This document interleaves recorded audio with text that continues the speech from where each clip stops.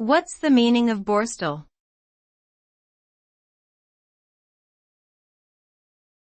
Borstal.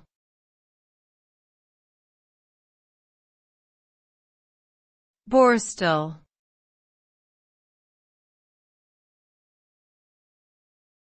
Borstal.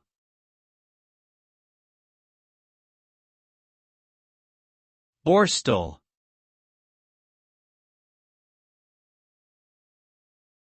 Borstal is a term that refers to a type of youth detention center in the UK, typically used for young offenders between the ages of 16 and 21. The goal of borstals was to provide a strict, regimented environment where young people could be reformed and reintegrated into society through education and vocational training.